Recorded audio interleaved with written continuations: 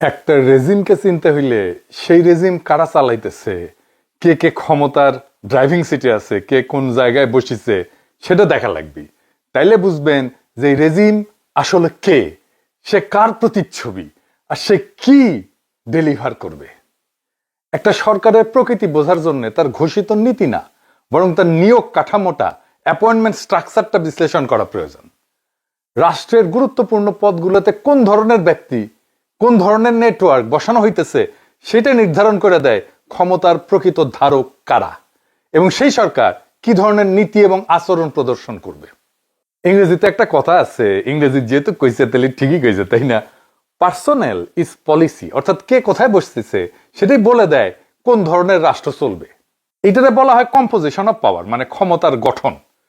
রাজনৈতিক বিশ্লেষণ একটা গুরুত্বপূর্ণ পদ্ধতি হইল এলিট কম্পোজিশন অ্যানালাইসিস, মানে মন্ত্রিসভায় কারা, প্রশাসনে কারা, নিরাপত্তায় কারা, বিচার বিভাগে কারা, এইগুলা দেখা, মানুষ দেখা, এই সব মিলায় তৈরি হয় কম্পোজিশন অফ পাওয়ার।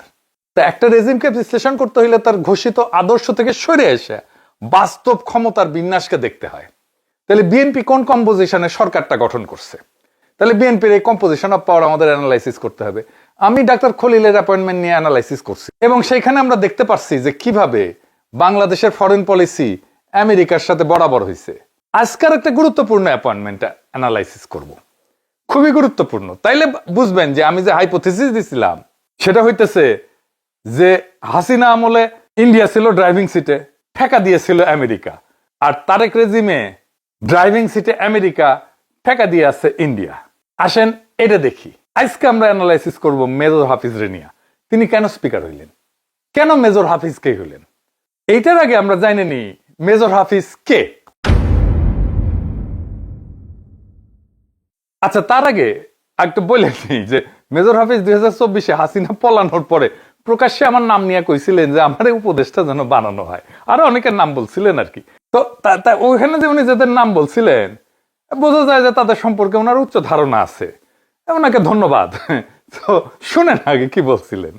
যেমন ডাক্তার পিনাকি ভট্টাচার্য, যেমন প্রফেসর সলিমুল্লাহ খান, সাংবাদিক কনক সরওয়ার, আরও দেশে বিদেশে অনেক দেশপ্রেমিক, মোহাম্মদ ইলিয়াস, সাংবাদিক ইলিয়াস, তারা জনগণকে সংগঠিত করেছে।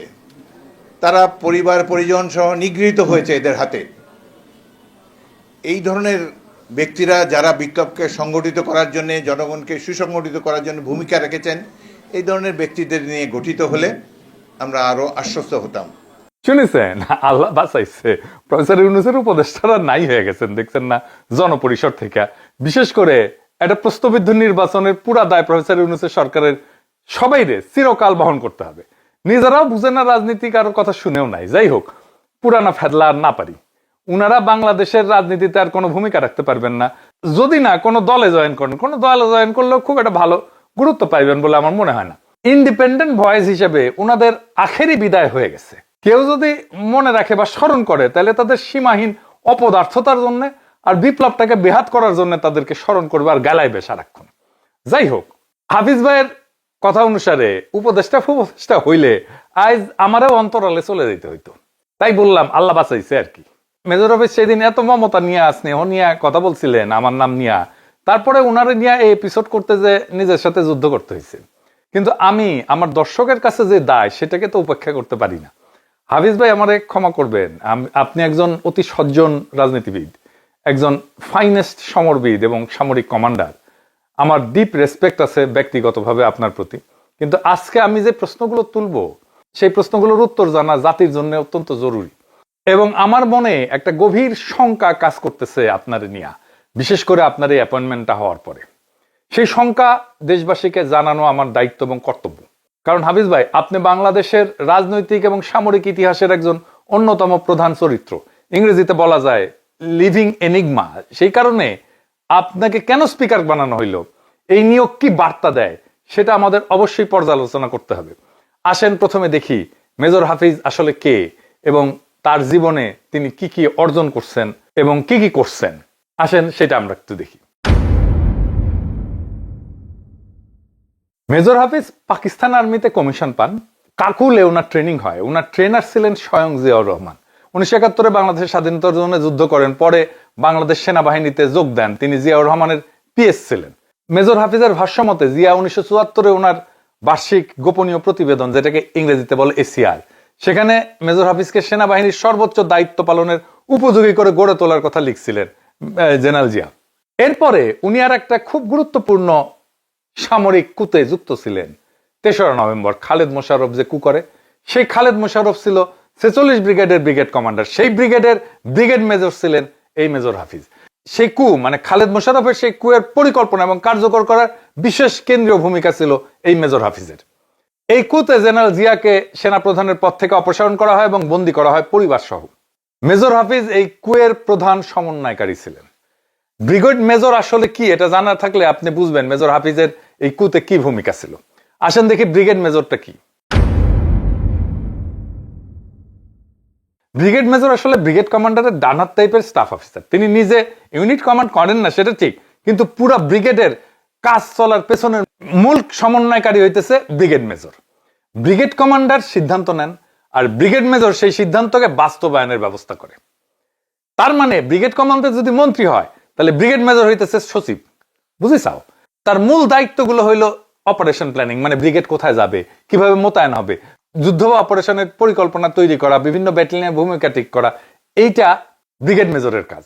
মানে মাঠে কিভাবে লড়াই হবে সেটা খসড়া ব্রিগেড মেজর বানায়। অর্ডার ইস্যু করা বা কমান্ডার যেটা বলে দিছে তার সিদ্ধান্তকে লিখিত অফিসিয়াল অর্ডারে রূপ দেওয়া, এটা ব্রিগেড মেজরের কাজ। এই অর্ডার সব ইউনিটে পৌঁছায় ব্রিগেড মেজর।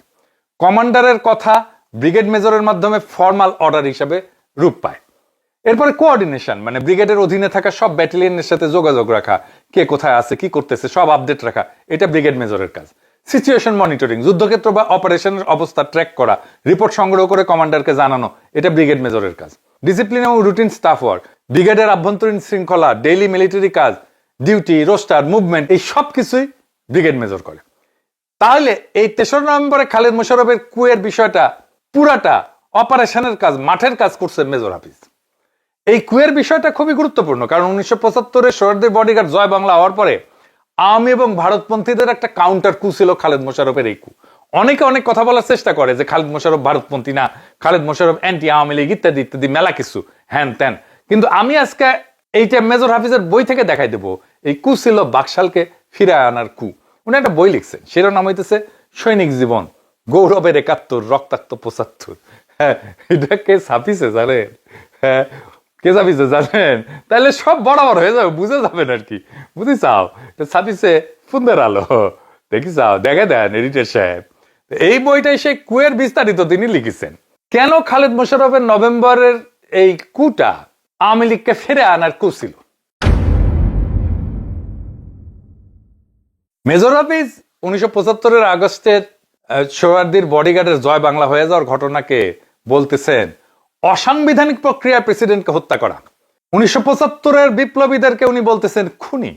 তিনি 15ই আগস্টের ঘটনাকে বিপ্লব বলে মনে করেন না, বা বাকশালের অবসান বলে মনে করেন না। তিনি মনে করেন 75-এর 15ই আগস্টে অসাংবিধানিকভাবে প্রেসিডেন্টকে খুন করা হয়েছে, কিছু খুনি যে খুন করছে। চিন্তা করেন তাহলে উনার ন্যারেটিভ কি? এটা কার ন্যারেটিভ? এটা তো আওয়ামী লীগের ইন্ডিয়ান ন্যারেটিভ। তার মানে মেজর হাফিজ আওয়ামী লীগ এবং ইন্ডিয়ান ন্যারেটিভকে এই বই লেখার সময় জাস্টিফাই করছেন। এটাতে উনি বিশ্বাস করেন, উনি এই মানুষ। খালেদ মোশাররফের এই কুতে রক্ষী বাহিনী থেকে আত্মীকৃত অনেক সৈনিক এবং অফিসার খালেদ মোশাররফের সাথে যোগ দিছিল। একটা রক্ষী বাহিনী ব্যাটালিয়ন, যেটা 22 ইস্ট বেঙ্গল রেজিমেন্ট ছিল, সেটা 3রা নভেম্বরের কুতে অংশ নিছিল। ব্রিগেডিয়ার নুরুজ্জামান ছাড়াও lieutenant colonel Howlader, captain Deepak, এই রক্ষী বাহিনীর এই সমস্ত অফিসাররা এই কুতে গুরুত্বপূর্ণ ভূমিকা পালন করে। আর এই মেজর এই ক্যাপ্টেন দীপক, সে তো 4 নভেম্বর সাফায়েত জামিলের নেতৃত্বে বঙ্গভবনে ঢুকে মন্ত্রিসভার বৈঠকের মধ্যে প্রেসিডেন্ট খন্দকার মোস্তাক আহমেদকে পিস্তল ধরে গুলি করতে গেছিল। এই যে এই কুটাকে যে ভারতপন্থী কু বলা হয়, তার পেছনে প্রধান প্রমাণ হিসেবে কাজ করে ওই অভ্যুত্থানের রক্ষী বাহিনী থেকে সদ্য রূপান্তরিত সেনা পদাতিক ব্যাটালিয়ন গুলোর অপারেশনাল উপস্থিতি। তারাই আসলে কাজগুলো করছে, বেশিরভাগ কাজগুলো। ঢাকার মিরপুর এবং সাভারে এরকম রক্ষী বাহিনী থেকে রূপান্তর করা, সেনাবাহিনীতে আত্মীকৃত করা এরকম 5টা ব্যাটালিয়নকে এই অভ্যুত্থানে সংশ্লিষ্ট করা হয়েছিল। এটা করছিল মেজর হাফিজ। রক্ষী বাহিনী ছিল আদতে মুজিব বাহিনী, আপনারা জানেন রয়্যাল ট্রেনিং পাওয়া মুজিব বাহিনী রক্ষী বাহিনী হয়। খালেদ মোশাররফ নিজে অ্যান্টি ইন্ডিয়ান হইতে পারে, তাতে কি যায় আসে? সেই জন্যই হয়তো তারা মেরে ফেলা হয়েছিল। জিয়াউর রহমানকে হত্যার ঘটনায় অভিযুক্ত সামরিক কর্মকর্তাদের মধ্যে অন্তত 4 জন ছিল রক্ষী বাহিনী থেকে আত্মীকৃত। তার মানে বুঝছেন রকি ভাবে কাজ করে। খালেদ মোশাররফকে যেই শেরেবাংলা নগরে সেনাবাহিনীর যেই মিল ব্যারাকে খুন করা হয়, গুলি করা হয়, সেটা ছিল রক্ষী বাহিনীর প্রধান কার্যালয়। ওইটা যখন রক্ষী বাহিনী যখন আর্মিতে আত্মীকৃত হয়ে যায় তখন এটা আর্মি স্টেশন হয়ে যায়, কিন্তু ওইখানেই রক্ষী বাহিনীর সাবেক প্রধান কার্যালয় খালেদ মোশাররফকে খুন করা হয়। তাহলে তাকে কে খুন করছে? রাস্তা সাফা করলো ইন্ডিয়া, কাটা দিয়ে কাটা তুললো। মেজর হাফিজ ভারতীয় অপারেটিভদের সাথে একসাথে মিলিটারি কু করছেন। উনি নিজে স্বীকার করছেন এই কুয়ের প্রধান মানুষ তিনি ছিলেন। তো ইন্ডিয়ান অপারেটিভদের সাথে কু করলেন কি জন্যে? ইন্ডিয়ান অপারেটিভদের সাথে মেজর হাফিজের সম্পর্ক এটাই শেষ না, প্রথমবার না, শেষও না, আমরা একে একে দেখব। তার মানে 3রা নভেম্বরের কুতে, খালেদ মোশাররফের কুতে অপারেশনাল দায়িত্ব ছিল, মেজরিটি দায়িত্ব ছিল ইন্ডিয়ান অপারেটিভদের, রক্ষী বাহিনী থেকে আসা সেনাবাহিনীতে আত্মীকৃত অফিসারদের এবং সৈনিকদের। উনার এই বইতে প্রচুর কন্ট্রাডিকশন, উনি নিজেকে বাঁচায় লেখার চেষ্টা করছেন কিন্তু কন্ট্রাডিকশন গুলো লুকাইতে পারেনি। আমি এরকম একটা কন্ট্রাডিকশন ধরে দিতেছি, আসেন এখনই বলতেছি।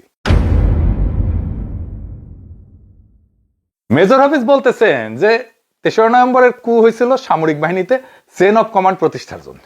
দেখেন এটাই কিন্তু ওদের ন্যারেটিভ, খালেদ মোশাররফের ন্যারেটিভ এইটাই। সামরিক বাহিনীতে যদি চেইন অফ কমান্ড প্রতিষ্ঠার জন্য কু হয়ে থাকে তাহলে জেনারেল জিয়াকে কেন গ্রেপ্তার করা হইলো? তিনি তো সেনা প্রধান, আপনি নিজে চেইন অফ কমান্ড ব্রেক করে সেই কমান্ড প্রতিষ্ঠা করতে যাচ্তেছেন, এটা কি সোনার পাথর বাটি? এটা হইল? আচ্ছা, তারপরে কু ব্যর্থ হইলে মেজর হাফিজকে গ্রেপ্তার করা হয়। গ্রেপ্তার করে রাখা হয় কোথায় জানেন? মানে হাসিনার বাড়িতে, গণভবনে রাখা হয়, যেখানে হাসিনা ছিল ওইখানে রাখা হয় বেশ কয়েক সপ্তাহ। তার কোর্ট মার্শাল হবে, সে জানে কোর্ট মার্শাল হবে এবং তার কোর্ট মার্শালের প্রস্তুতি নেওয়া হইতেছে। উনি এই কোর্ট মার্শাল ফাঁকি দিয়া ওখান থেকে পালান, গণভবন থেকে। তারপরে ব্রাহ্মণবাড়িয়াতে পালাই যায়, ইস্ট বেঙ্গল রেজিমেন্টের একটা ব্যাটালিয়নের উপরে চাইপা বসে, ওইখানে অধিনায়ক হয়ে যান। উনি কোর্ট মার্শাল থেকে পালায় যায় একটা সামরিক বাহিনীর রেগুলার ফোর্সের অধিনায়ক হয়ে যায়। ওনার কোর্ট মার্শাল উনি গ্রেপ্তার আছেন, ওখান থেকে পালায় যায়, উনি বাহিনীর একটা ব্যাটালিয়নের অধিনায়ক হিসেবে চাইপা বসতে পারেন। আর ওইখান থেকে সৈনিকদেরকে দিয়ে দাবি তোলানো হয় মেজর হাফিজকে এই ব্যাটালিয়নের কমান্ডার হিসেবে পোস্টিং দিতে হবে। এটা কি মামার বাড়ির আবদার? এখানে চেইন অফ কমান্ড ব্রেক হয় না। এই ব্রাহ্মণবাড়িয়াতে জেনারেল মঞ্জুর আসে মেজর হাফিজকে বোঝানোর জন্য, জেনারেল এরশাদ আসে ওনাকে বোঝার জন্য, শেষে জিয়াউর রহমান নিজে আসে, তখন সে প্রধান সামরিক আইন প্রশাসক, নিজে আসে, রাতে থাকে ওইখানে ব্রাহ্মণবাড়িয়াতে। আর উনি সৈনিকদেরকে দিয়ে বলান যে ওনাকে অধিনায়ক বানাইতে হবে। এটা কি মামার বাড়ির আবদার? এটা চেইন অফ কমান্ড ব্রেক করা না? আপনি একটা কু করবেন, তারপরে কুয়ে কোর্ট মার্শাল থেকে পালায় আসবেন, আপনি একটা ব্যাটালিয়নে যে আশ্রয় নেবেন, তার লিডার হবেন, আপনি তো ওয়ারলর্ডের মতো কাজ করছেন। যাই হোক, ফাইনালি ওনাকে জিয়াউর রহমান যেহেতু স্নেহ করতেন, ওনার পিএ ছিলেন, তাই ওনাকে বাহিনী থেকে অবসরে পাঠায় দেন। এরপরে উনি কি করেন? ব্যবসা বাণিজ্য করেন। জিয়াউর রহমান নিজেই ওনাকে ব্যবসা দেন, এটা উনি নিজেই লিখছেন, এটা ওনার বই বলা আছে। তারপরে উনি কি করেন? তারপরে উনি জাতীয় পার্টিতে জয়েন করেন। উনার এই বইয়ে কোথাও লেখা নাই উনি জাতীয় পার্টিতে জয়েন করছিলেন। পার্টিতে জয়েন করে এমপি হয়েছিলেন, ঘুণাক্ষরে উনি লেখেননি। কেন লুকাইছেন? কেন বলেননি উনি জাতীয় পার্টিতে জয়েন করছেন?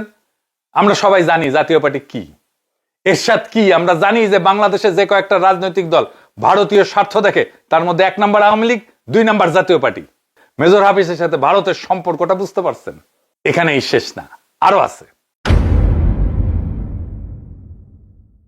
এইবার আসেন 1/11। 1/11 কেন হইল? কে করলো? আমরা সবাই জানি 1/11 এর কারিগর ছিল ইন্ডিয়া। ফুন্দের আলো আর দিল্লি স্টার ভারতকে দিয়া আমেরিকার সাহায্য নিয়ে 1/11 ঘটাইল। 1/11 এর ঘোষিত লক্ষ্য ছিল -2, মানে বিএনপি আওয়ামী লীগ দুইটাকেই বাংলাদেশের রাজনীতি থেকে নিশ্চিহ্ন করে দেওয়া হবে। কিন্তু গোপন লক্ষ্য ছিল আসলে বিএনপিকে ধ্বংস করে দেওয়া। এই বিএনপিকে ধ্বংস করে দেওয়ার ফুট সোলজার ছিলেন এই মেজর হাফিজ। বানায় বলতেছি না, প্রমাণ আছে। সংস্কারপন্থী বিএনপি বলে মেজর হাফিজ বিএনপিকে ভেঙে আরেকটা দল করেন সাইফুর রহমানকে নিয়ে, এবং ওই দলের জেনারেল সেক্রেটারি হন মেজর হাফিজ আর চেয়ারপারসন হন সাইফুর রহমান।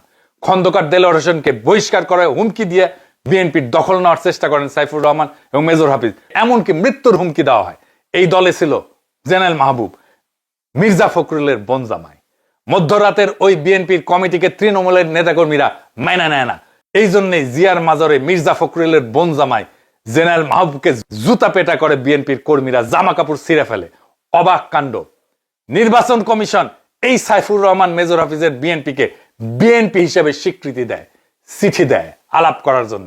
সাইফুর রহমান মেজর হাফিজের বিএনপিকে বিএনপির নির্বাচনী প্রতীক ধানের শীষ দেওয়ার সিদ্ধান্ত নেওয়া হয়।